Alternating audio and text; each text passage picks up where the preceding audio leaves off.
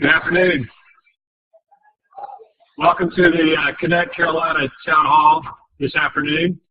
I'd like to introduce myself. I'm Brian Smith, and I'm the Interim Associate Vice Chancellor for Finance. And my partner in crime here is Matt Brody, the Associate Vice Chancellor for Human Resources. And I'll tell you, I'll be honest, when I first came in this auditorium a little while ago, I had some flashbacks because the last time I was in this auditorium was back in the 80s for Econ 10 in the spring semester of my freshman year. He said the last time I was here was sitting out there in the audience in shorts and T-shirts and taking a test. So little did I expect to, some years down the road, to be in a coat and tie in front of the group. Again, welcome today, and we've got a very packed and exciting agenda for everybody. We're going to spend a little bit of time talking about what's going to be staying the same and what's going to be changing with the implementation of PeopleSoft. And then we're going to have some around the demos for HR, finance, and reporting as well. And at the very end, we're going to have a wrap-up and some opportunity for questions. With that, I just wanted to say before we get too far into the program, we could just talk a little bit about, just want to give everybody an update on kind of where we are. We just finished our fourth round of system integration testing. And during that period of time, we were kind of testing the functionality of the system, kind of different pieces going at the same time. And it's an opportunity for us to kind of check for performance and making sure things worked. And you know, we found bugs, and we corrected a lot of bugs, which is exactly the purpose of the integrated testing. We also brought in some folks, our training and implementation partners, to have an opportunity to test the system as well. So we're starting to, the rubber's beginning to slowly meet the road and giving folks a chance to touch the system and get some exposure to it. As quickly as we finish that one round of integrated testing, we're getting ready to start the fifth round, in which we are going to be testing more functionality with some converted data in the system. We'll be doing some additional payroll processing or testing. And we'll be doing user access, security, workflow reporting, and cutover plans, and also load and performance testing. Through that process, we will be involving folks from the central offices as well as additional campus users.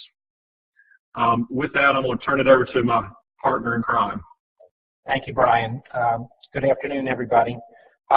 So first, a reminder, our go live is October of 2014. We will communicate a specific date, is it October 1st, 2nd, or 3rd in the future. We're still sort of working out exactly what day and what time, the switch will be lit. But we are confident at this stage that it will be very early in October. So more to come on the specific date. I will tell you that at a central office level, folks are intensely busy in terms of the project. This project's been going on for 5+ years, 6 actually when I count like some of the first meetings I've gone to.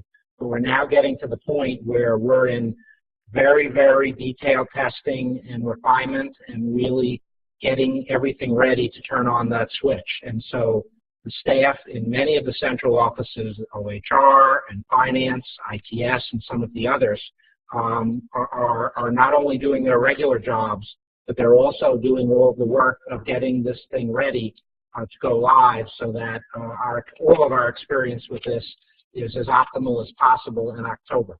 So although you may not quite see the impact of that right now, as we get into late summer, especially as we get into September, as old systems are coming down and new ones are going to come up, you are going to experience some delays. You're going to experience working with some staff in the central offices that are still doing the day-to-day business with one hand, but with the other hand, with another full hand, they're also doing all kinds of readiness activities for the October go-live. So I will warn you in advance and ask for your patience and perseverance.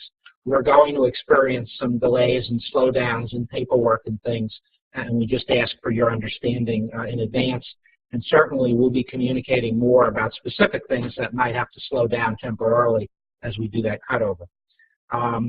I think I probably get one of the best speaking parts today because I get to say thanks to a whole lot of people.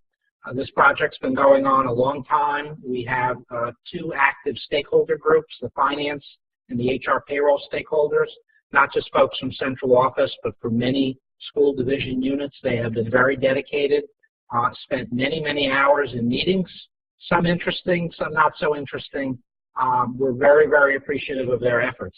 Likewise, we have over 100 people in campus working groups who have also been receiving email updates and attending meetings and providing really good feedback to us about the requirements for the system.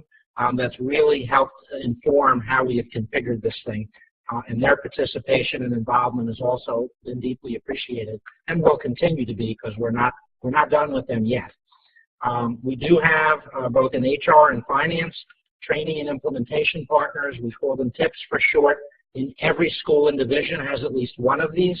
A few have several, and they have been very diligent in helping us prepare for training and also being early participants in testing.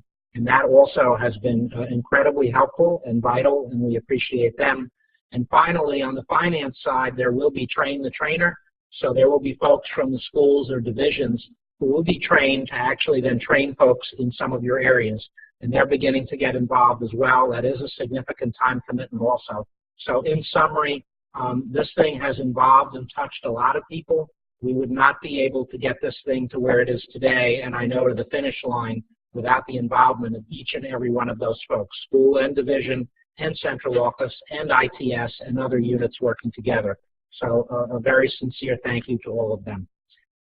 With that introduction, I'm going to turn it over to Fran Dykstra. Fran is the Assistant Vice Chancellor for Enterprise Applications in the ITS group. Thank you, Fran. Hello, everyone. Can you hear me in the back? Yes, good. Happy first day of spring eve. It's hard to believe after yesterday, isn't it? Okay, it's my job to tell you about what's staying and what's staying the same when we move into the new ConnectCarolina environment and what's going to change. So I think this is going to affect everybody. Raise your hand if you're a faculty or staff member here at UNC. Okay, so these things are going to affect all of you, right? So you will be happy to know that the pay schedule is not changing, right? That's one of the most important things to me, at least, right? You will still be able to see your online paychecks as you do today.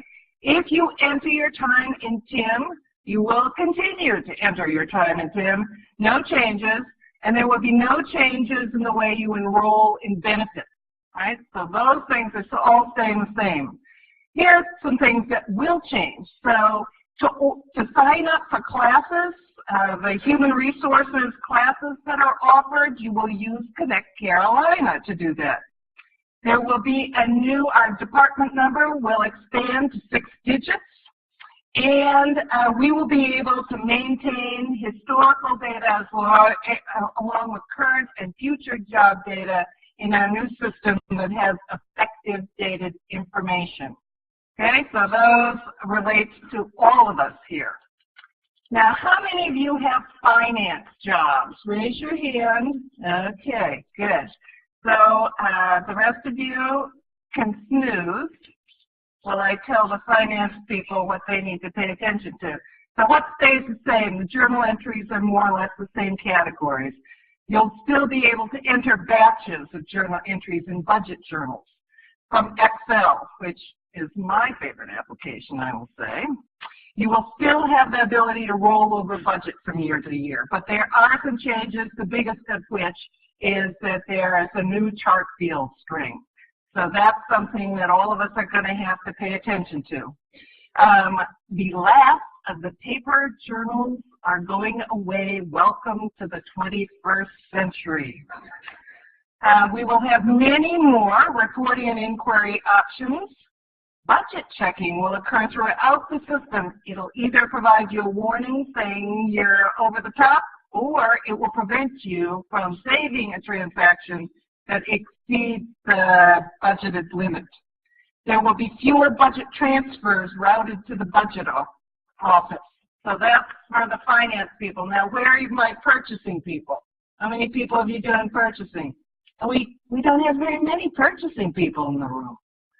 Okay, so similar processes, similar rules. You'll remember we went live with ePro. This is going to be very much the same. There are going to be some advantages. One is you're going to be able to split funding on individual lines, so there will be fewer after-the-fact journal entries. There's going to be a new catalog for ITS software acquisition. You'll be able to see the status of your requisitions and purchase orders after you submit them. We're going to retire some applications. Web requisition, web receiving, and web vendor are all going away. They're being replaced by ConnectCarolina functionality.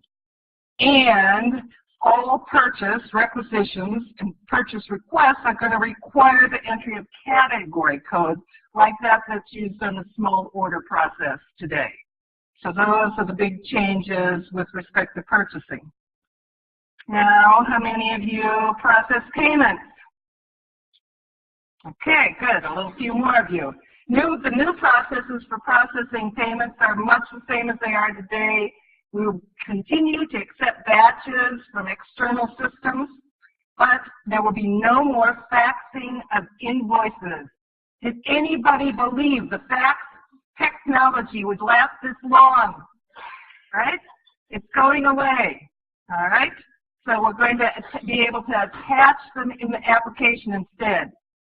A new functionality called Campus Voucher is going to replace SOP documents, check requests, and in-depth payment processes.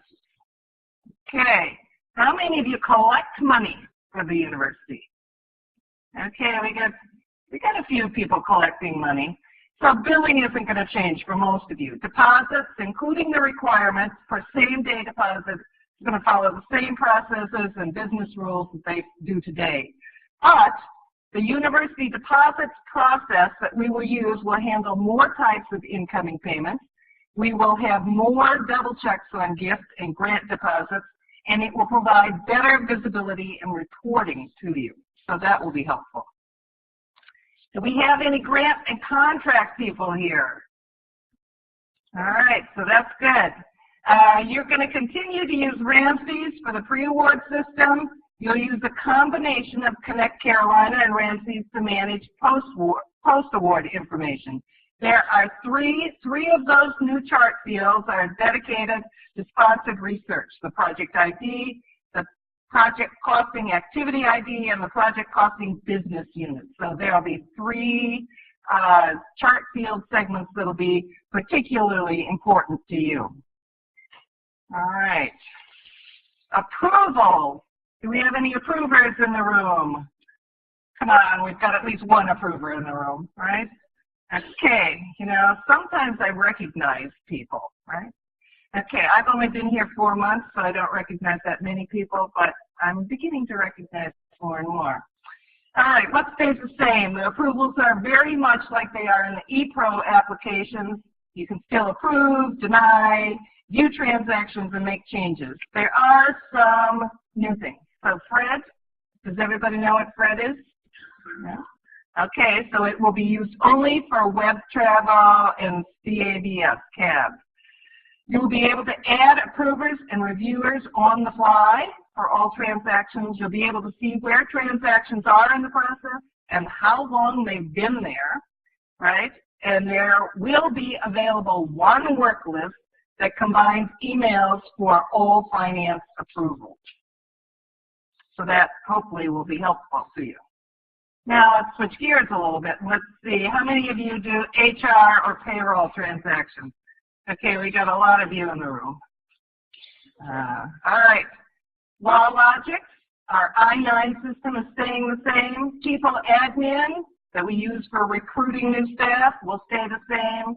The TIM application that we use for putting in our time or recording our time stays the same. But we've got a bunch of systems that are going to be replaced by ConnectCarolina. HRIS, InPower, EPA Web. Is that not how you say it? Did I do that right? Okay. EPA Web, HR Central, Payroll, Benefits Web, Affiliate Web, all being replaced by ConnectCarolina. Okay, for HR representatives, positions will not be required for faculty. Much of the historical data, including EPA Web attachments, will continue to be available to you, so you can check on that information as you do new transactions. Here are the things that are new. Funding is really a part of many HR transactions, and it is today for some classifications of employees, but not for all of them. So we're moving that functionality to be available for all employee types. You will be able to use a combination code to pull in a complete chart field string. There will be a standalone form for a broader set of users to change funding. So how many of you do retro payroll changes, right? So there will be a form for doing that. A broader user group will also be able to initiate lump sum and student actions. Okay, so there are a bunch of other things that the HR representatives will be able to do. So for one thing, a person will be created in the system at the same time as the background check is done before the actual hire. When an employee moves from EPA to SPA or vice versa, you no longer have to terminate and rehire them. So that will be pretty cool. You'll be able to track a faculty member's tenure review process in the system. You can resubmit actions that were denied by an approver without starting over. That sounds pretty good to me. And you'll be able to see where transactions are in the process and how long they've been there. Do we have any people in the room who are students, right? No, nobody's taken any classes here. For people who are students or working with students, do any of you work with students? There's a few of you. Okay, so most of the things in Campus Solutions, honestly, are staying the same. G-SHIP and GradStar, which was formerly called Starlight, is going to be replaced, and it's going to become part of ConnectCarolina. It will be easier to use. ConnectCarolina portal is going to provide access. So if you do work with student information, and you also work with HR and financial transactions, they will all be available in the same portal, so you won't have to move from place to place. Okay, so that's a lot of information. Luckily, we are going to post all of these slides, so you don't have to remember it for the test. They didn't tell you about the test, did they? Okay, I thought that, that's what Brian was kind of giving you a little forewarning here. Okay, so our next speaker is Anita Collins. Anita Collins is our change management lead for this process, for this whole project, and she's going to tell us about getting ready for the switch.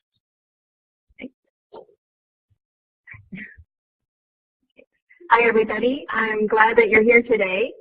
Like Fran said, I do want to touch base with you a little bit on all the work that's going on training and on the support, getting ready for helping you make the switch to ConnectCarolina. Some of you are already in ConnectCarolina, I can tell from the hand raising. Okay. So thinking about training, one of the easiest ways to understand the training that we have in the works is we have a one-page document that lists all the training that we're developing. And we could have handed it out today, but instead I'm going to show you where to find it on our CC Info website. And that way when we update it, you'll always have access to the latest copy. So ccinfo.unt.edu. Who's been out there already? Has anybody visited that website? A few hands? Okay. So it's a great source. It's a kind of a central place to go to understand what's going on with the project, to when we start, releasing some of our training, like quick reference cards and things, you'll be able to go here and see them. It has FAQs, so all kinds of useful information, and we're putting more out there every week. So it's Connect Carolina, and then there's a training tab in the blue at the top. And when you go to the training place, there's this huge green button. We try to make this really easy for you guys to find. And that takes you right to the training snapshot that I mentioned. So it lists, like I said, all of our training courses. And I won't torture you by going through every one of those in detail today, but I wanted to point out that that was there. And I do want to mention that we're, we have a lot of people to train for this implementation. So in order to get everybody trained by Go Live, we have to use different methods to make that happen. So that you'll be able to read the training snapshot, I did want to point out the 4 different training methods that you can find on that snapshot. So let's talk about that real quickly. Okay, so I'm going to ask you some questions, and I didn't realize how much hand raising we were going to make you do in this meeting, but I promise not to make you come up front or anything if you raise your hand. But how many of you are HR representatives? Oh, good, good number, okay. And how many of you said you make deposits for your department? Oh, great, okay. So these are examples of classes that we're going to teach by the project team. Okay, so that's one delivery method, and those are traditional classroom style training. They're going to be at the Center for Leadership Development, which is that place across the parking lot from the Friday Center. And you'll come in, there'll be computers there, an instructor, you'll get taught the content, and then you'll get a chance to practice. So just traditional classroom style training taught by the project team. So that's one method. So how many of you use the check request system or make SOP documents? Oh, lots of people, okay. So this is an example of a class that will be taught by your campus trainer. So as I think it was Brian mentioned, or Matt mentioned, we have people on the finance side who are helping us out by teaching some of the content, and they've been a great crew of people to work with so far. They're actually going to, we're going to give them our materials, and we're going to teach them in class how to work with the materials, how to work with the system, and how to teach the classes. And then they're going to turn around and teach you guys. And we need to give them a big round of applause because that is a big time commitment, and it's a huge help. If for the project team had to teach all those classes, we'd probably finish about 2016, which is not good for an October go live date. So we really appreciate their effort, and they'll be a great resource to you guys around go live as well. So how many buy through ePro, maybe Staples Catalog or Fisher? Great, lots of people. And then what about, does anybody make lump sum payments or do student actions? People like student hires, okay. So those are examples of classes that we're teaching using computer-based training, and there's actually quite a few of these. So the computer-based training is the kind of training where you'll have like a website and you'll go click on a link into the website to start the class. You can take it when it's convenient for you. You can take it from anywhere that you have an internet connection. They're usually very short. So if you see the long list of training and it's like, oh my gosh, what a lot of computer-based training sessions, they're usually less than 30 minutes. Some of them are 15 minutes. They're on very specific topics.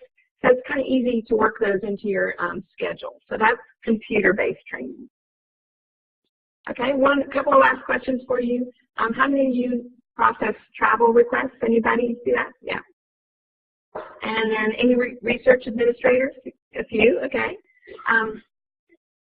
So these are areas that are not changing a great deal, but you probably will have questions. So we need a way to tell you what is changing and give you any new information, and then give you an opportunity to ask questions about it. So for web travel, for example, that's one of the pieces of content that we're going to do a webinar for. Did anybody make it to the chart fields webinar that we had on Monday? Some people did? Okay, great. So that's an example of a webinar. Webinar is a live event. So unlike the self-paced computer-based training that I mentioned, there's an actual live instructor on the other line that you go to a website, you click a link, it starts the session, and there's an instructor who gives some content, and then there's an opportunity to submit questions. So that's a webinar. And we don't have a lot of those. We have maybe 5 that we're offering. The large venue demo, so you'll see that on the list, and a lot of times there will be a computer-based training session, and it'll have a demo to go with it. And for research administrators, actually, we don't have computer-based training, but and it really is an opportunity to ask questions. So if you take the computer-based training And it's at your own time. There's no instructor associated with it. So we wanted to give you a chance that if you took the training, you still have some questions, you could come and ask questions to a real life person. So that's the large venue demo. So it'll be a big room like this. We'll do a demo and then just open it up to questions. So those are the types of training that are on that one-page sheet. So when you get back to your desk, pull that up and see if you can figure out which classes you'll need. So even the best training classes will not allow you to remember every single thing that you were taught, right? So we go to a training class, we remember, a fair amount of it, but it starts fading away the longer it is between the training and when we actually start using the system. So we have some support, different methods to support you as you're making the transition. So one is printed training guides. So if you're in a classroom class, we are still going with the old-fashioned paper method, but, I don't know if you're like me, but, when I'm learning something new, it just helps to have something in my hand. So we'll have those. We'll also have online help. So if you've used, Microsoft Excel and click the help link and it pops up a help window, this is the same concept. So in ConnectCarolina, if you click the help link, it'll pop up a custom help system that's specific to UNC. So we're building this content. It's not like generic Oracle type stuff. And it's step-by-step instructions and overview information and all that. And then, go live coming doesn't mean the end of the training. So we'll continue to offer certain classes after go live. We'll do refresher training and that sort of thing. The computer-based training will be a resource. It'll just be available ongoing. We'll also have a helpline. So as you might expect, you're going to call 962-HELP. And if you have a question about either HR or finance, there will be dedicated teams to answer those questions. So the 962-HELP number will screen some questions and figure out where it needs to go and then put you in the hands of the correct team. And then we'll also count on our TIPs, those are our training and implementation partners, and our campus trainers to help answer some questions as well. Because they know how things work in your school and division, they're going to be a really great source for answering your questions. Okay, so back to the CC info. I'm really hammering this because I really hope that you guys will go out and visit this after the meeting today. Also want to mention that on this website there's a feedback button, so it's a big green button in the kind of in the middle of the page there. If you click it, you can give us your thoughts about the training that I've mentioned, your worries if you have questions about the training or anything to do with the project, any concerns that you have, we'd love to hear from you. So it's just a free form box, just type whatever questions that you want in that box, and it is anonymous unless you give us some contact information. So anonymous feedback is fine, we're happy to get it. But if you want us to call you back or give you an answer, be sure to give us some contact information because it's really always sad for us when we have a good question that we can't give an answer to. So be sure to give us contact information if you want us to call you specifically. If you want to just give us general feedback, that's fine too. So that's on the home page of that CC Info website, and we would love to hear from you. You can tell us what you thought of that town hall. Okay, almost done. So did you guys everybody find a card at your chair and maybe a pen to go with it? We are recruiting for our Connect Carolina newsletter. So this if you don't have any, we have lots of extras. We're happy to give you another one. But we'd love for you to put your name and your email address on this card. It's a tear card, so you can just tear it off in half because I know you're going to want to keep the blue part handy at all times. It'll tell you about the CC Info website. But if you put the white card in one of the buckets on the way out, there's one here somewhere too as well, you will be registered for the newsletter, which is reward enough. But we also have these fabulous prizes. So, and if you're already on the newsletter, you're also eligible as well. But we have 3 prizes. So if you're in the list by March 21st, which is this Friday, then you will do a drawing and we'll give away these 3 fabulous Carolina-themed prizes. You can also go to the CC Info website and sign up from there. So there are people connected through webinar today, so that's probably the best way for them to get registered. So please visit the CC Info website and please do sign up for the newsletter. It's a great way to stay in touch with what's going on. So what questions do you have? Anybody have any questions so far about training? So the question was, can you get the training guides outside of class, basically? That's a great question. Actually, I don't think I've been asked that before. Let's say we will make them available in the training first, probably. But we had talked about making them into PDFs and putting them on the website. So but they will probably be available in the training classes first. And I'm happy to stay around after if anybody wants to come up as well. So at this time, I'd like to introduce our next presenters, who are Adam Beck and Mike Matthews, and they're both subject matter experts on the project, which means they're on loan to us to give us their expertise to make sure that ConnectCarolina is working the way we need it to when it goes live. So they're going to both demo some EPAR forms. So, all right. Good afternoon. I'm Adam Beck from the Office of Human Resources, and welcome to the demonstration portion of today. And the last time I spent a lot of time in this room was 21 years ago, and I was taking a philosophy class called Magic, Ritual, and Belief, which actually turned out to be not nearly as interesting as it sounded, so I did a lot of DTH crosswords in here, so this is much better. So to start, we're going to start with a couple of HR demos and then do finance. So I wanted to just give you a little bit of context, I guess a pointer, about how HR information is stored in the system. So first of all, information about the person goes through Campus Solutions, so that's the name, birth date, address, things like that. And also the person's relationship to the university. Are they a student? Are they an employee, an affiliate, some combination of the above? So if the person is an employee and HR gets hold of them, then they have job data associated with their work at the university, and that's very important information. That's where we process personnel actions. So job data can be populated in one of two ways. If the person is in one of those employee classes that has established positions, then once the person's hired into the position, the data from the position will populate onto their job record. Or if they're not in a position, it can be direct entered as well. And you'll see some of those fields in just a minute. I'm going to take you through creating a brand new position, and then Mike Matthews is going to show you doing an action directly on a faculty member's job record as well. So how we get information in the system, we're going to use what we call EPARs, or E-Personnel Action Requests. And these are forms. That's how we initiate actions, and then those are routed through the various levels of workflow. So today you'll see the EPAR homepage, the position form, and the edit existing job form. All right, so before I actually get into the demo, just a couple of quick disclaimers. This is a test environment that we're going to be working in. So between pages, it may not be as fast as you would see in production, although it's pretty good earlier today. And also, we've got an access sort of super user set up for both HR and finance, which obviously is not how we would do this in the real world, but just to avoid a lot of signing in and signing out during this demonstration, we have that set up. Okay, so this is the EPAR homepage. You can see you have your work list. Starting a new EPAR, you can also evaluate ones that are waiting for your approval. You can look up one that's been done. You can resubmit one. Today we're going to create a new position. So we're going to start a new EPAR. And then we have the 7 different forms for the types of actions you can take.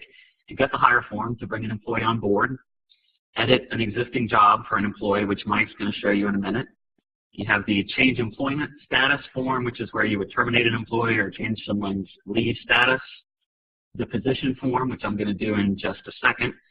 Then we have a form to submit or to do adding and updating fund sources, forms for doing lump sum payments, and then also an affiliate form. So I'm going to go into the position form and create a new SPA permanent position. And you can see up here on the right, when it's going between fields, you have a little gear shift going on there to tell you that it's working. Okay, so on my first page, I've already got my ID here for my eForm, and then I can do 3 things.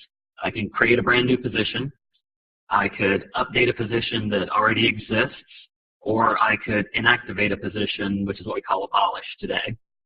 So we're going to create a new position. And you see you've also got the option down here of entering funding data for the position or not. So it can be entered here, it can be entered on the hire, it can be done on fund swap form. So in the interest of time, I'm going to take the funding off of this one for this. Then we also have the option to copy a position. So if you were going to create a position that was very similar to one that you already had in your department, you could put that number in and it would do a lot of the data entry for you. When we click next, to get into our data entry field. And again, we've got the gear shift working up there.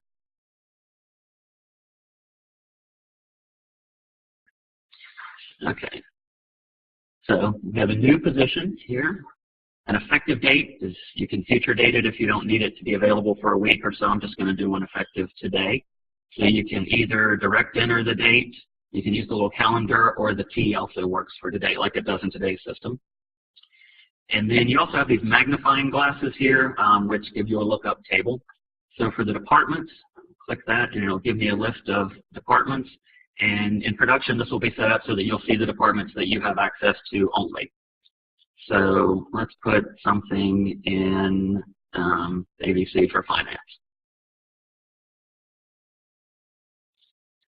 Okay. The reports to field is a position number. So if the person that this reports to is in a position, you can put that in there. If they're not in a position, you can also leave it blank. So I'll just leave it blank for this. In the job family, this is where we're going to tell it whether we're doing an EPA or an FPA position. And just so you can see it, I'll show you. If we did an EPA position, you'll get extra fields that look like EPA web down here that give you the summary, the qualifications, and the duties. But since we're doing SPA, we won't get that. Then in the job function, I'm going to tell it whether this is a regular or a student position. And these fields have a certain amount of logic, so when I put SPA, I'm only going to get options in my job function that are valid for the SPA job family. And if I put EPA, then I would see postdocs and faculty and things like that. Then the job code, we're going to tell it what position is this, what's the title. And again, there's logic attached to this, so I'll only get job codes that are valid for the SPA families. So the SPA titles come up when you click your magnifying glass. And you can click the top of the column and you can sort these alphabetically if you're looking for a particular title. So we'll put in an accounting technician. Just click on that. And you can see when I do that, I get a lot of pre-populated data over here on the right that defaults in. And I'm going to go to the employee group and tell it whether I'm creating a permanent or a temporary position. So we're going to do an SPA permanent. And then the salary grade for an SPA position is what we call the competency level today. So I have my advanced contributing journey, or if I were creating a temporary position, I could put temp as the salary grade. So we'll do a journey level 1. And then over on the right-hand side, obviously the position is active. We are creating a regular position, so we're going to change the temporary status. And the default value for FTE and standard hours is going to be a full-time position, which is editable here. And then we'll also only have one person in the position, one head count. So once that's filled out, we click next, and we're going to bring up our UNC attributes page. And if I scroll back to the top, you can see the gear working. Okay, so if the position were time limited, I could say yes, and then it would give me a time limited end date to fill in. And then also any of the special pay factors, the shift differential, the emergency callback, and the on-call pay, we can flag on this as well. And so once I fill this out and click next, I'm going to get my finalized form page. And so PeopleSoft is built on actions and reasons. Obviously, since we're creating positions, it's a position action. And the reason is going to default to new position since we're establishing a new one. If we were updating an existing position, you would have a whole lot of other options to tell the system what you're doing. You also have an add file attachment feature here, so you can actually browse your desktop or your computer and add a job description, an organizational chart, any other kind of documentation to this. And then you see you have a comments field down here at the bottom where you can add your comments, and those will carry forward to the next approver in the chain, and they'll keep a record of that. So once all that's done, we click submit and then yes on the confirmation message.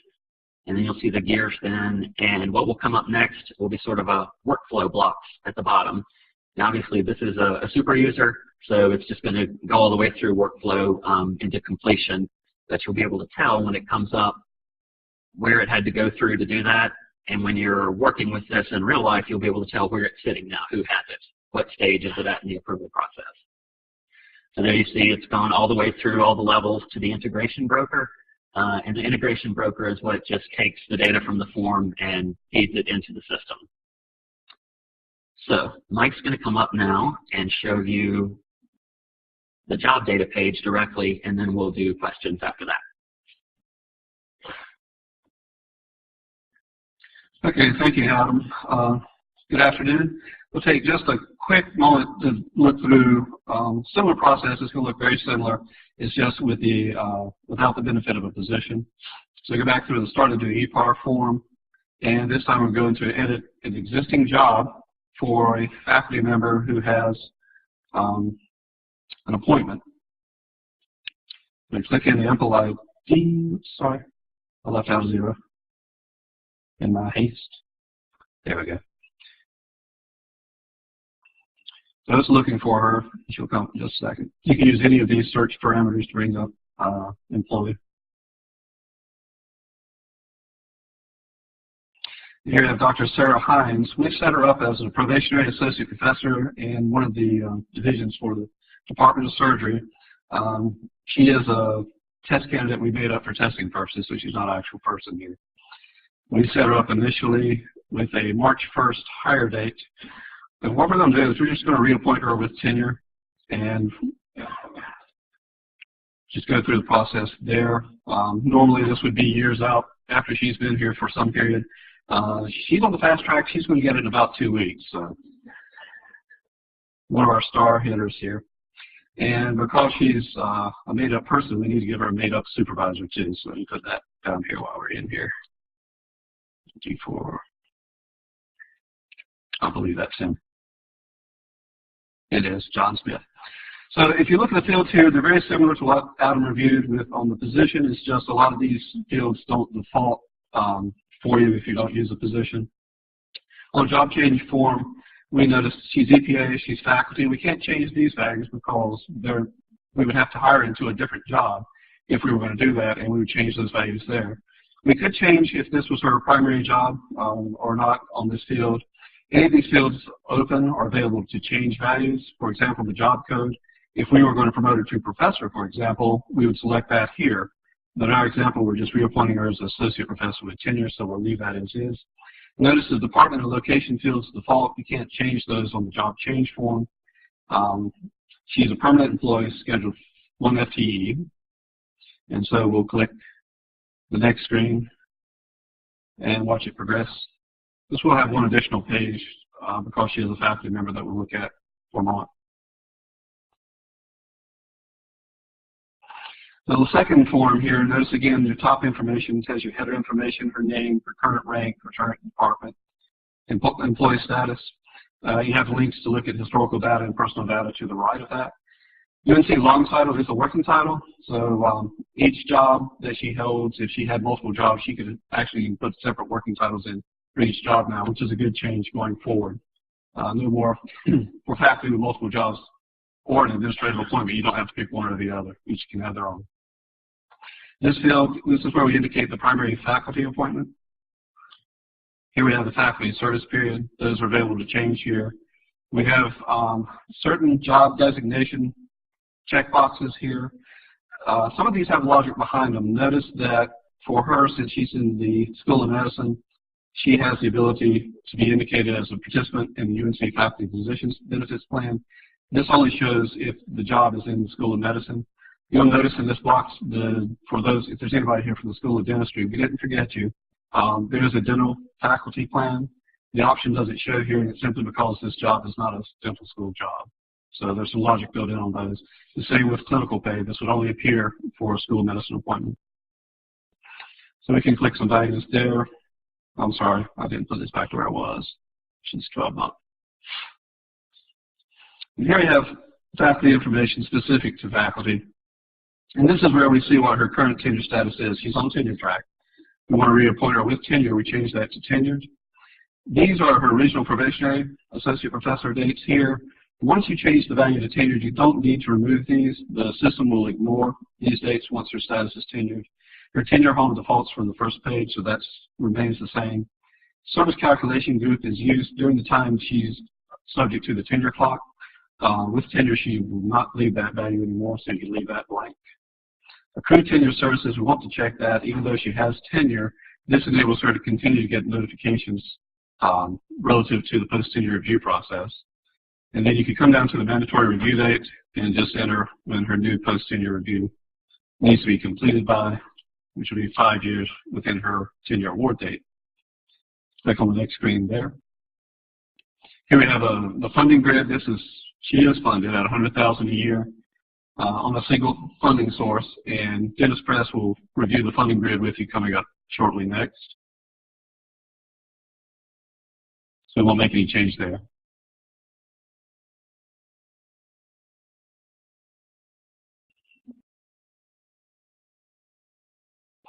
And then as we get to the final page, the form will notice that we've made certain changes. Notice the supervisor change where I added the fictitious supervisor. It's saying, hey, I know you did that. It notice we made other data changes. If you click on the lookup glass, if we left it as data change, here are some of the values we could select. This is important for your when it relates to employee history and also for your reporting. So if you want to be able to show a specific activity in the history without having to look at generic data change actions, you want to be sure to select the correct one here. For reappointment, just happen to know that we have an action reason of JRC, job change. And if I change it on the left side, it will change my drop-down values under the action reasons on the right. So if we look over here now, we see some action reasons we didn't have available to us before. We want to indicate that, yes, we reappointed her with tenure. And you can type any comment too, as Adam mentioned before. And we click submit, and it will just route to workflow, again, similar to the positions information you saw earlier. So at that point, are there any questions, quick questions regarding the position or job information? Yes.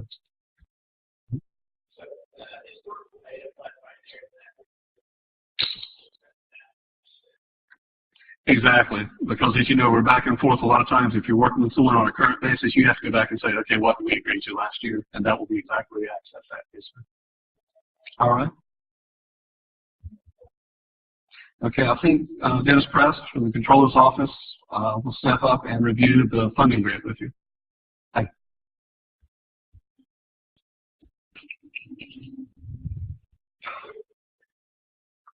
Well, good afternoon, everyone. Hope everyone's doing well. Salary source funding is termed a joint finance HR demonstration because the funding issues do cross the bridge between the two sets of systems, the financial system and the HR payroll system. And so Mike and Adam talked about the electronic personal action requests and the 7 choices there. And Mike did a demonstration of a job change, and Adam did a position update or position add. And so I'm going to be demonstrating a fund source update or add. And so when we talk about salary source funding, we need to use the term funding grid, because when we fund a position or an assignment, we have to say where it's going to be charged, which string of chart fields, and what's the dollar amount we need. And so we need to do that on the HR side and then check the budget on the financial side. So together with the EPAR forms and the funding grid, we get our personal actions that process through the system and post to our ledgers. So let's spend a minute on the actual funding grid concept. So first we have our 7 personal action requests that we can do. And then the second column shows some examples of those categories of actions. And then we've got 4 columns related to the funding grid. So most of our actions do use the funding grid because we need to know where it's going to be charged and how much is going to be charged or committed. But then it also does several things. First, it does a combo edit check. That is, are the chart field strings that you're using valid in PeopleSoft? Is it a legitimate set of chart fields? If it is, it'll do a budget check. On the financial side, is there sufficient budget for the action you want to process? And if that goes through, then of course we're going to either post an encumbrance or in some cases liquidate an encumbrance. So those describe the links between HR pay and the financial side for the various EPAR forms. Now, for example, if we look at row 1, 2, 5, and 6, hiring employee, editing an existing job, updating a funding source, or lump sum payment, those all have yeses in those 4 columns. We do need the funding grid. We do want to make sure the chart fields are valid and do a budget check and then encumber if necessary. Now, on row 3, a change in employment status, an example is a termination. But we don't need to use the grid for that because we're not funding anything. It's a termination. But we do want to liquidate the encumbrance, so there is an encumbrance triggered. So it's a different set of rules depending on what action you want to process. So we're going to look at 2 funding source changes, one for a position, an SPA employee, and one for an appointment for a faculty member, since they don't, we won't be using positions.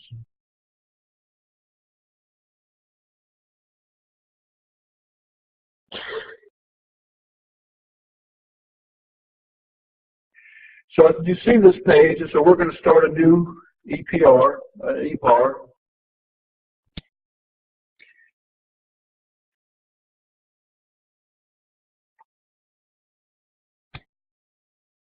And we're going to do a funding source change. So the first, we enter the department number.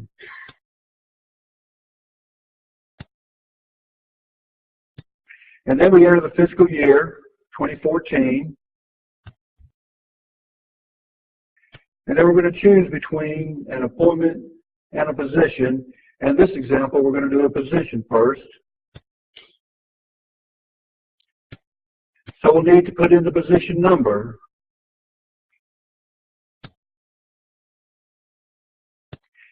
And then select the employee group, which in this case is an SPA permanent position. So it's a 3-step process. First, we're going to identify what we want to do. And next, we're going to input the action we want to process. So this position is funded at $29,000, and it has one salary source that you see on the yellow bar.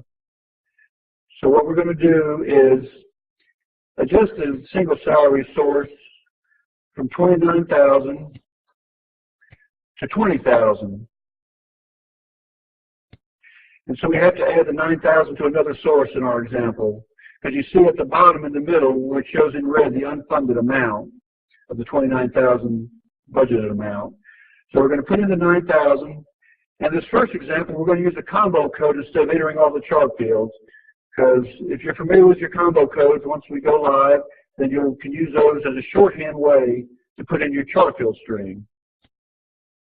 So we put in the combo code, and the chart fields are filled in automatically.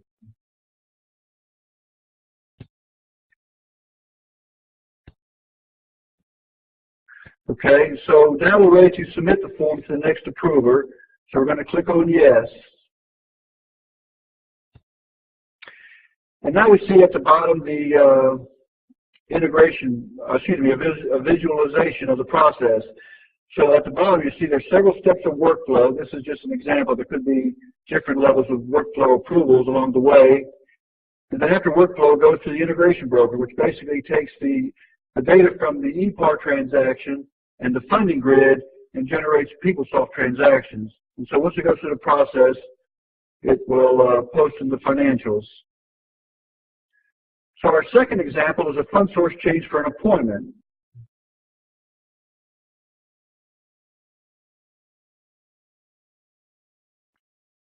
So we're going to start our new EPAR form. We're going to add or update a fund source again, this time for a faculty member position. So we enter the department, and many of the fields will have drop-down boxes for selecting the correct value. Fiscal year is 2014 again. And this time we're going to select an appointment instead of a position. And so instead of needing a position number, we'll need the employee ID. And that's the first step.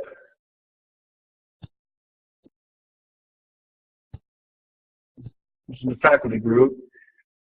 So that completes the first step, and now we're going to enter our data for our actual transaction.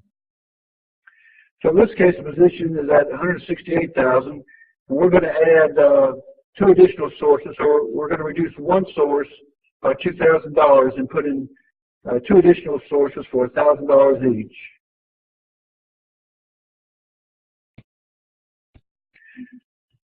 So in the first example, we'll put in the $1,000.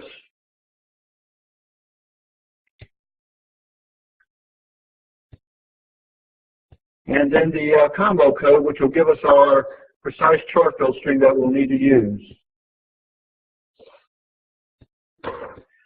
Now for the fourth salary source, instead of using the combo code, we'll enter the specific chart fill string values. So put in our fund code, or account code from a drop-down box in this case,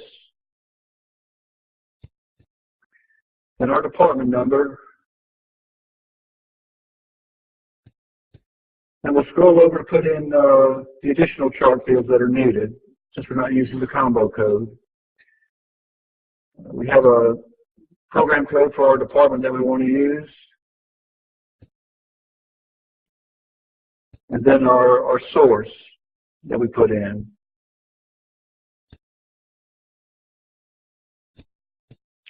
And then we'll go back and fill in the amount, the other $1,000. That completes the second step. So we do want to submit it for the next approver.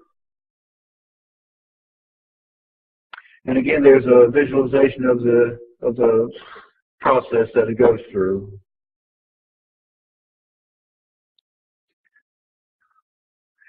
But that's a demonstration of salary source funding changes. Are there any questions?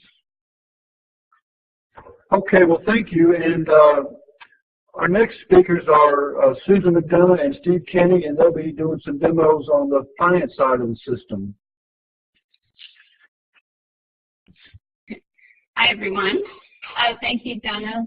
So I'm going to demonstrate the campus journal entry page. I saw a few hands go up when Fran asked how many of you did finance transactions. So this is the campus journal entry page, and the good news is that it's been designed to be very close to how you work in FRS today in terms of the transactions that you do. So you'll have the same types of transaction options to select from, such as your correcting journal entries, your billing, your gift-to-gift.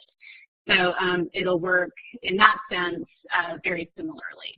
So what I'm going to do is navigate through the process and at the same time talk about the business process that's inherent in them.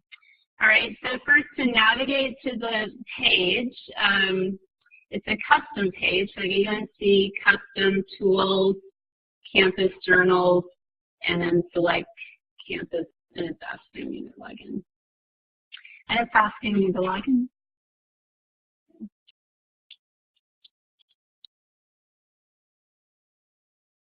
All right, perfect. So I would have selected campus journal entry page, and then it brings me to this page, and this is where you would select the transaction type that you would be doing, such as your gift-to-gift. So you have to make two choices here, your transaction group.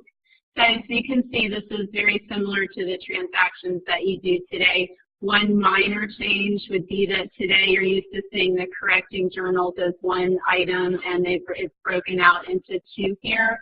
So correcting journal or a correcting voucher journal, and then there's the others. So my example I'm going to do today is the correcting journal entry, so I'm going to select it. And then what you do is click search transaction type, and then it'll bring up the transaction types that are associated with that transaction group.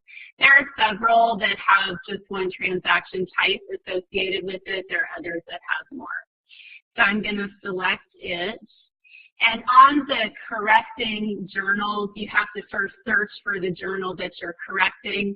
And just one comment that if to correct a journal, it has to be what we call posted status. So it would have had to gone through the approval process and already be posted in the general ledger in order for you to be able to pick it up and then edit it. So that's just one comment. So here's your search criteria. You can use any of these you want to search for your journals. The most expeditious search is always going straight to the transaction ID. So that would be my journal ID. So I'm going to search for it.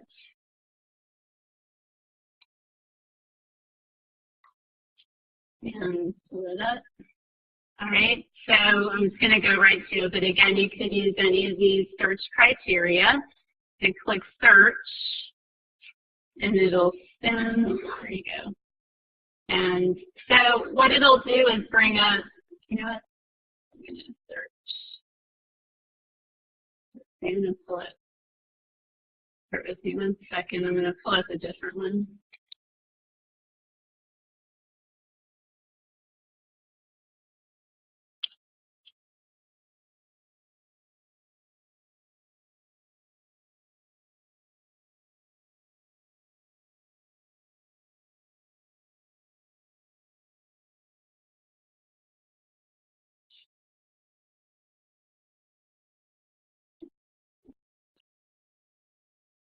There we go.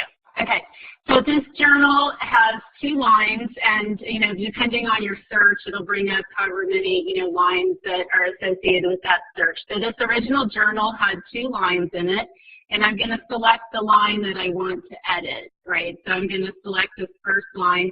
Let's say that the department was not entered correctly, and I just want to switch the department or whatever edit you want to do, but that's what I'll do in this example. And then I click next.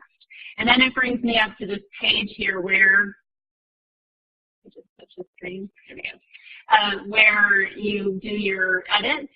So here it's bringing up the journal lines just for you to see, and then you click this auto balance button, and then it populates these fields down here, which is where you'll do your editing.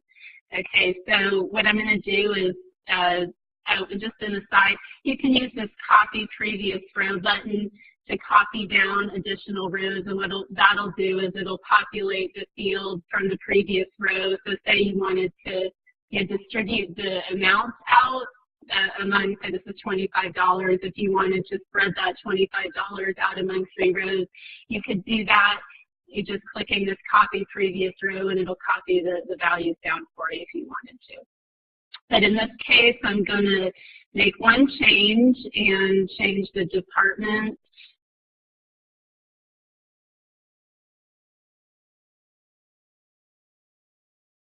Okay, so you make your changes, whatever changes those are. Just one note is that this amount always has to stay equal. And this field right here, it says 0. That's kind of like a little helper to make this needs to be 0 in order for you to know that this is in balance. So say if it was out of balance by $10, it would say $10 right here, and that's just one way to check that you've got the right amount in your fields here. So I'm going to click Save. And when you click Save in this functionality, it's doing a check at this point for a few things to make sure that your lines are in balance, and also that the combination of chart fields that you have on there are valid. If they're not, it won't save at this point. But it did save. One way to know that you've successfully saved it in the system is that you get a journal ID. So that's my new journal ID. This is the original journal, which is populated on the document sequence number. When you click Save, you might have noticed this additional field down here that populated. So that gives me some information like my total debits and credits, which need to be in balance. So I'm actually almost done. I've got to do a couple more things. One is, notice down here these columns, journal status and budget status. They say N, and that stands for that needs to be checked. So at this point, you need to run the journal through what we call the journal edit process and the budget check process. And you do that up here. This defaults to edit journal. The options here, budget check, delete, edit, and submit. It defaults to edit. I'm going to go ahead and click the process button, and you can see it spinning over here. So what it's doing now is it's doing like another check on the journal for 4 things. Are my lines balanced? Is the accounting period open? Is a valid chart string? And one other thing, are the values valid? So you can't enter a value in the system that's not valid. So it really is doing two checks in this process of entering a journal. One would be before you save it, it won't actually save it. And when you process it now, it's doing another check. And it's still spinning. Oh yeah. While it's spinning, I'll tell you when the process field defaults to edit, it just taps those. So what happens here is it'll first kick off the journal edit process, which checks it for those 4 things. And then if all those pass, then it'll automatically kick off the budget check process. They wouldn't have to click process twice. If it fails the journal edit process for whatever reason, then you need to find out what the error is, fix it, and then run it through the journal edit process again, and then the budget checking process. But in this case, because both my journal status column are V, which stands for valid, that tells me that it ran the journal edit process successfully and then ran the budget check process successfully, and I'm good to go. One thing you might have noticed is that it generated a couple of additional lines here. These lines actually were always there in FRS, but you didn't see them. They're behind the scenes, and they're balancing entries. So we have several chart fields that are self-balancing: fund, department, source, and project ID. So anytime you make a change to any of those chart fields, it's going to generate what we call balancing entries to keep our books in balance. You don't need to do anything with them. You don't need to worry about them. You can actually pretend that you don't see them. But they were always there in FRS. It's just that in the new system, they will display. All right, so the last thing that you need to do is submit the journal, which is another option here. So I submit, and then I process, and it churns, and then it's saved. And then a couple of tabs up here. If I click on this approval tab, see down here this approval workflow. That's one way to know that your journal is successfully submitted in the system, because when you submit, what it does is it sends it to the workflow process, and then it's now sitting with this approver to approve the journal. So that's how you can know that it's submitted.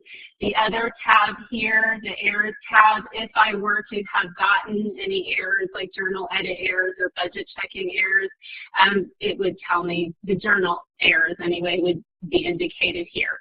If it was not in balance, if there was a combo edit error, something of that nature.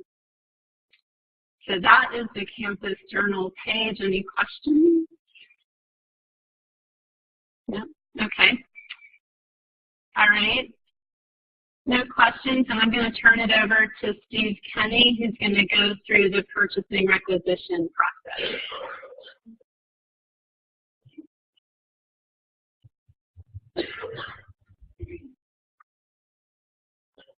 Thanks, Susan. And Brian and Adam, I've also had a class in here many years ago. This is actually where I honed my crossword puzzle skills with ETH. But I think we're running a little bit behind schedule, so I agreed to fall on the sword and kind of speed my piece up. I'm going to demo a purchase requisition piece. I know a number of you raised your hands that you have some type of purchasing requirement. Just so that everyone's on the same page, what exactly is a purchase requisition? Purchase rec is a formal request that y'all make whenever you want to buy any types of goods or services. And we have this formal request, just like most organizations do, because we want to make sure that you have the authority to purchase what you're asking to purchase. We want to make sure that you're following the right rules, depending on what you buy or how much it may cost. There may be different state rules involved. And we want to make sure that you have the funding in place. We want to make sure the budget is there for your purchase. And the way that PeopleSoft is set up, a lot of those internal controls are already built in to the system. So we're going to demo this, and I'll point out those and give you an idea of some of the controls that are in place to make sure that when you do purchase some type of goods or services, that you're doing it in the appropriate fashion.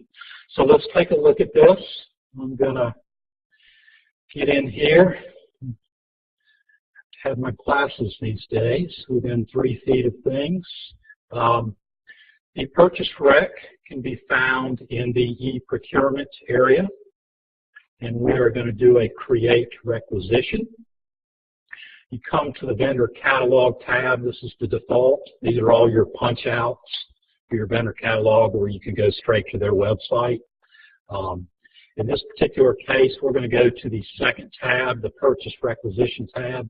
You have to have this role first, or you won't even get to this particular area. That's one of the controls right there, is you have to have a responsibility for purchasing in your area. So in this case, what we want to do, and I know this is a little busy right here, but typically you're going to be doing a special item. And typically speaking, we do purchase requisitions when you want to order something in excess of $5,000. And really all you're doing is you're just identifying what is the item or items that you want to purchase, the quantity, who you want to purchase them from, and the amount of them. So in this particular scenario, we want to purchase 3 printers. So I'm just going to go ahead and this is a free-form field. Let's just say laser printers. These are pretty nice printers,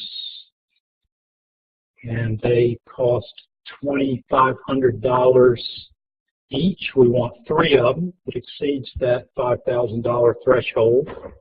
Our unit of measure is each. We also want to identify the category. Fran mentioned earlier, we're going to start capturing this for our spend analysis. You may not know right off what the category is. There are quite a number of categories. In PeopleSoft, we have magnifying glasses to help us with this type stuff. I know that these are laser printers. So let's see if this gets us where we want to be. So I'm just going to type in laser printer.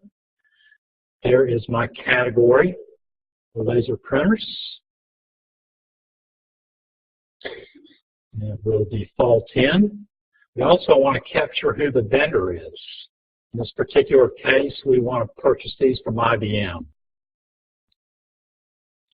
Again, I may not know what their vendor ID is right off, but using the magnifying glass, I can easily find that. Let's just type in IBM.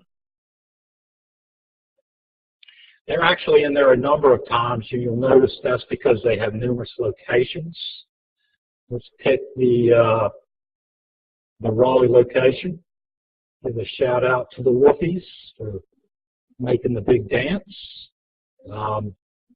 A number of other areas that you can fill in. I'm going to bypass these for the sake of expediency. You'll note that those areas that are asterisks are required. We could continue to fill these in. You can add comments if there's something that you want to include when this goes to the vendor. In this particular case, this is enough for this demo. I'm going to add this item.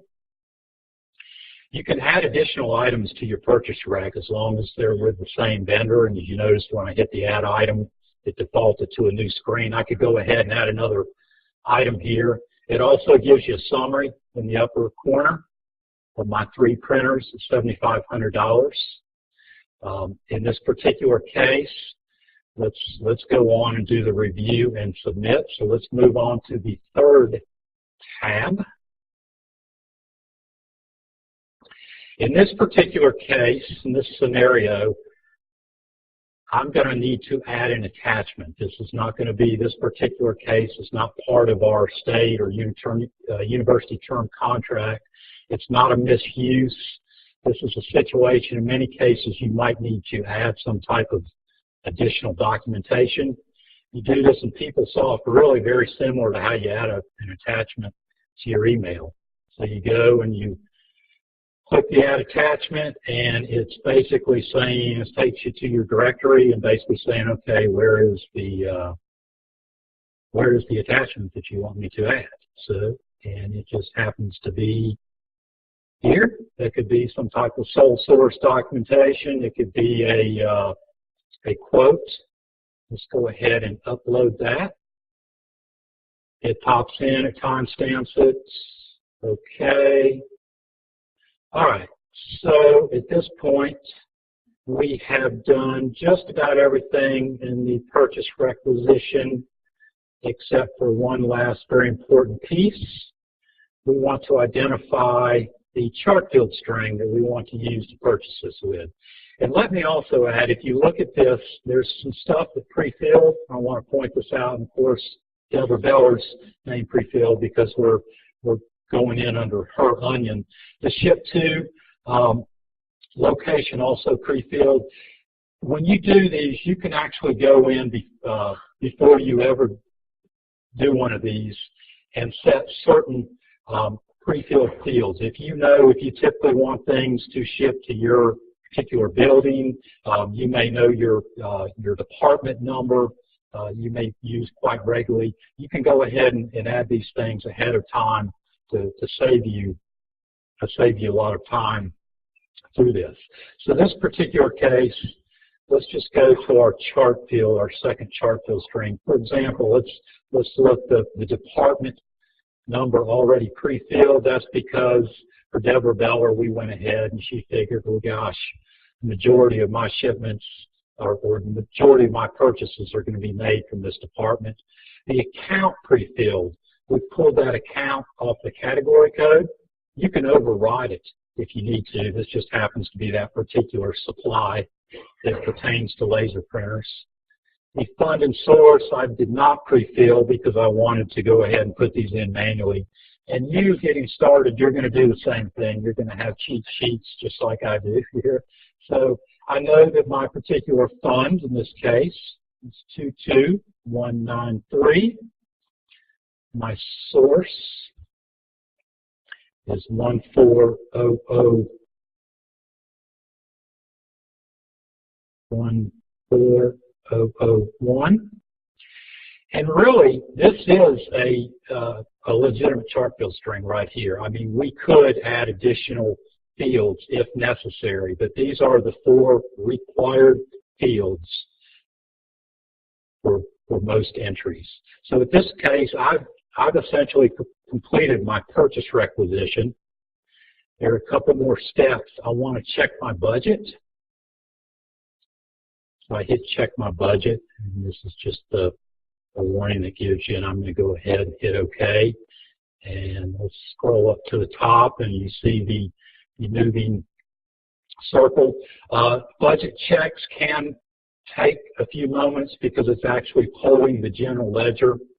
It's looking at that chart field string to make sure that you have funding in there. I actually was kind of hoping that would spin a little longer because I had a joke to say in case I got held up. So, how many PeopleSoft consultants does it take to screw in a light bulb? I'll leave you hanging on that. Okay? I'll tell you in a second. So the final step, and as you see, it validated the budget. There was budget there against that chart field string. Basically what this is doing is it's pre-encumbering the money.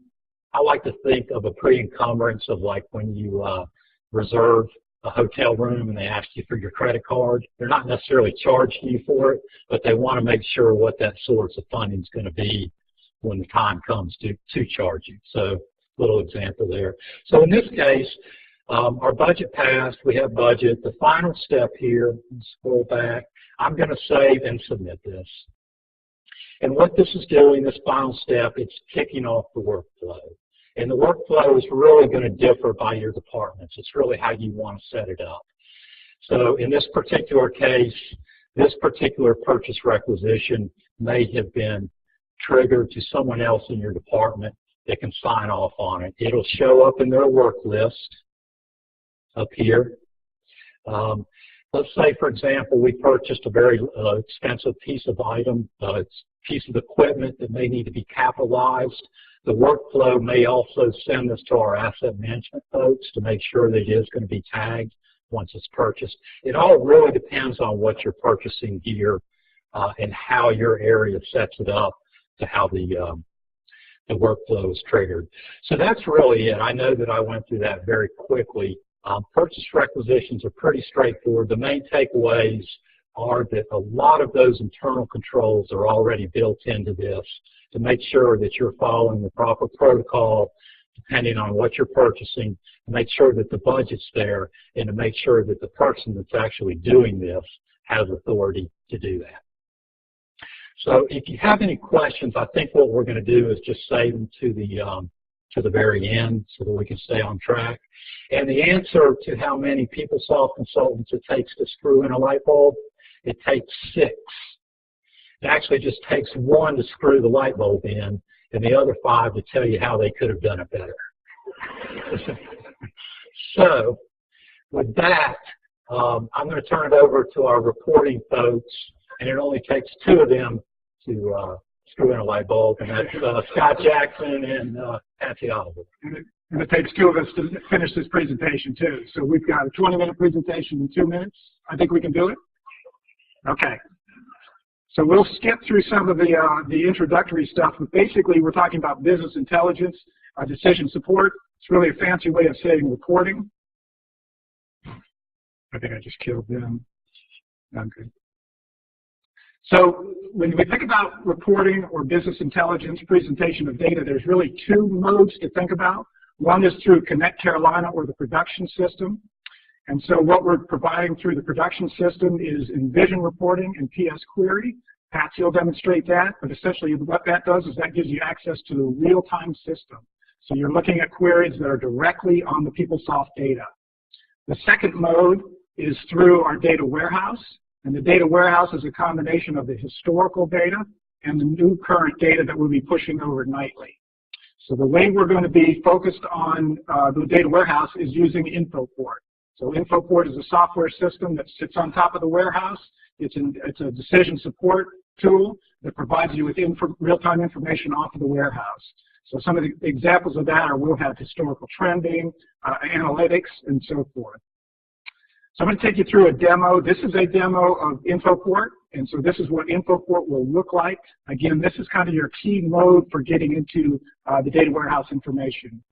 So the first thing you see when you log into InfoPort, a number of users, principal investigators, will have a dashboard, and this dashboard will present them with all their projects, specific projects. It'll also present them with the people that are associated with their projects or people that actually are employed by them.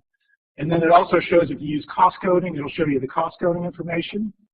And if you notice up top, what we provide is a number of components, including HR, payroll, finance, faculty, students. So what we try to do is present all of this data in one system to allow you to be able to see the data with ease.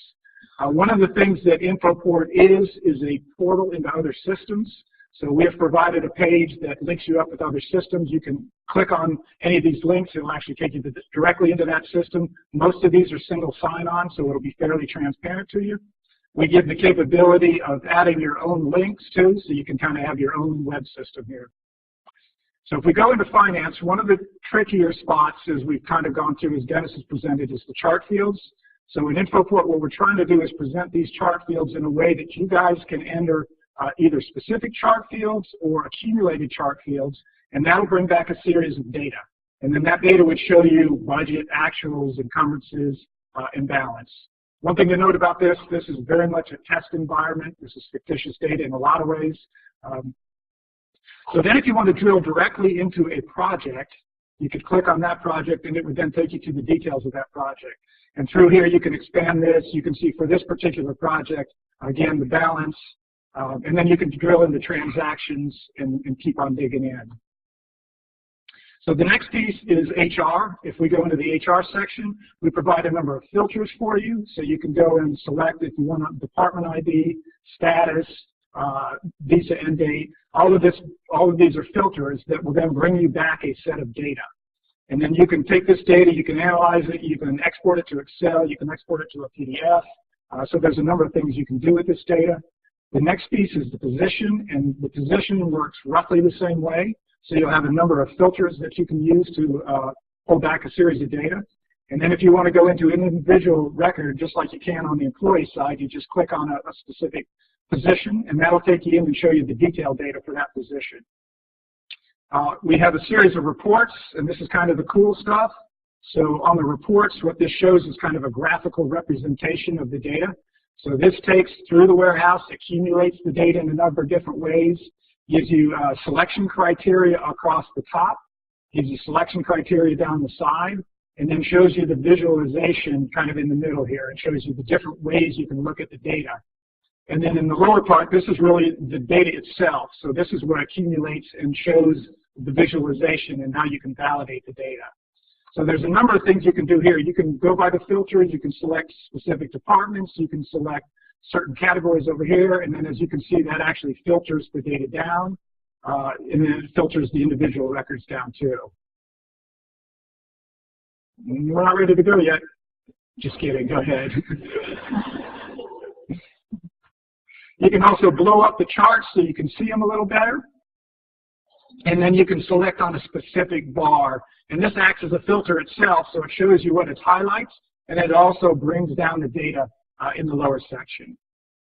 And of course, you can export to Excel and do further analysis on the data. So we also have student data.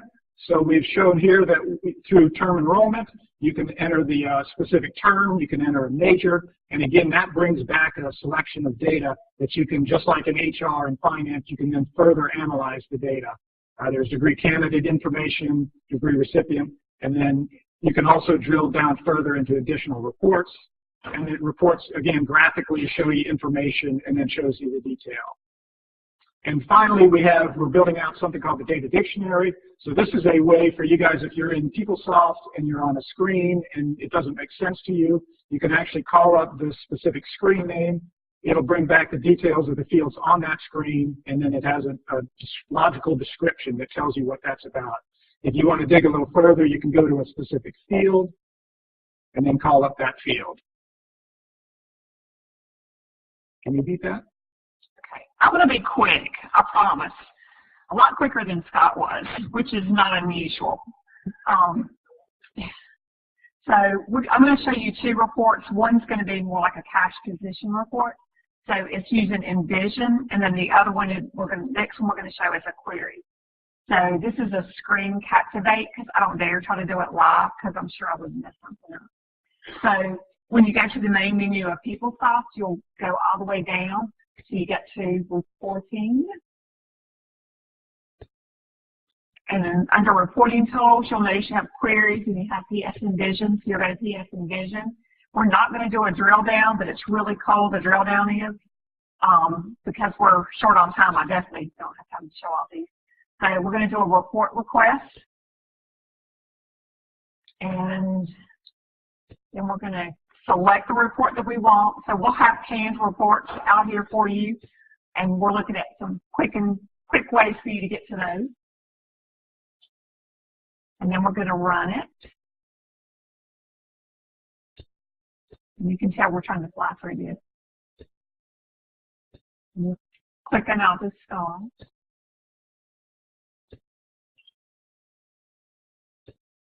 And one of the really nice things is this automatically kind of dumps it to Excel.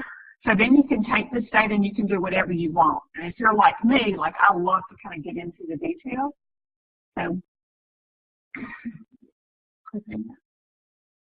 okay, so then we actually have cash. So we can see how much cash we have, investments, if we have investments, receivables.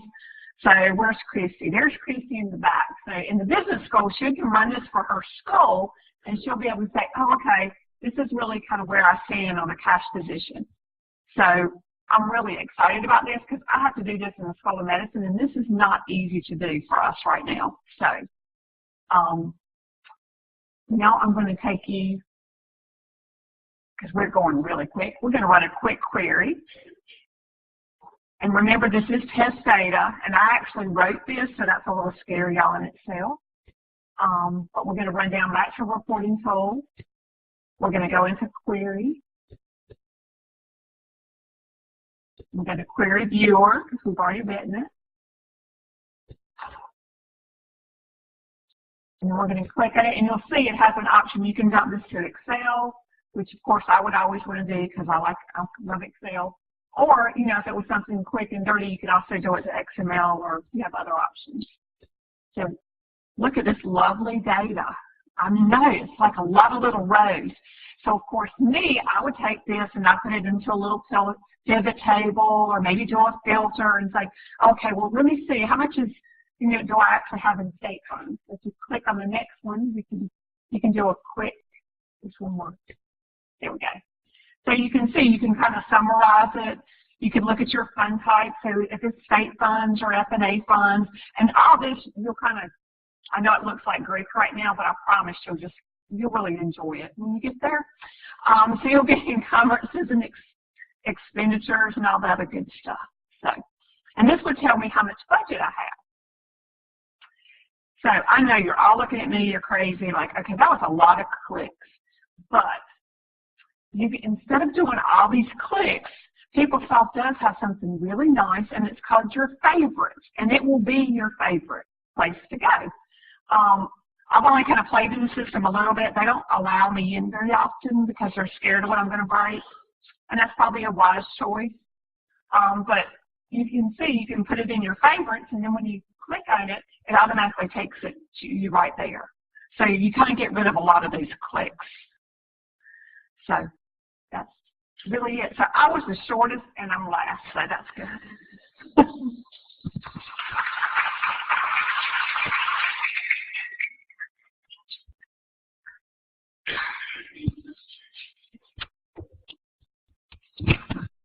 Well, I hope everybody enjoyed the town hall session today, and I hope the demos, generate a lot of excitement. What's right around the corner. And I guess the first thing we would like to ask is, so folks I have to get out of here. Did want to find out if there were any questions that folks had that may not have gotten addressed that we want to get here at the end, or. Yeah. So I have a question regarding, it was stated that the HR information would be kept as the history of jobs would be kept. How many years is the system designed to keep for history-wise?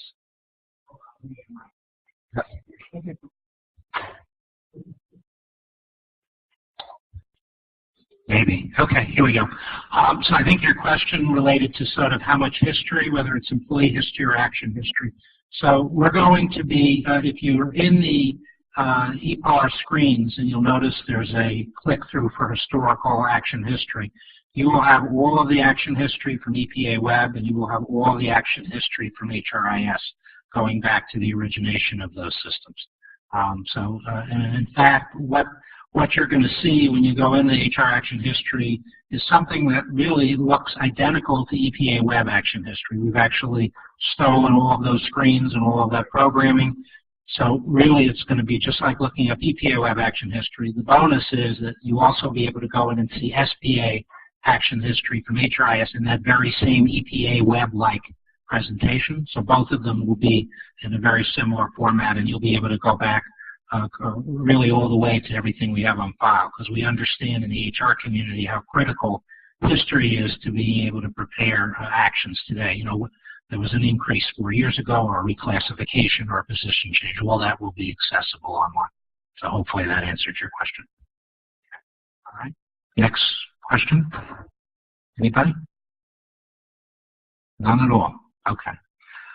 If there are no more questions, I'm going to echo what Anita said earlier. If you don't mind, or if you're interested, it's taking just a minute or two to fill out these cards so we can get you signed up for newsletters, and also to give an opportunity to win a nice little Carolina prize over here. And I guess my question to Anita is, are Matt and I eligible to, I'd like to get that.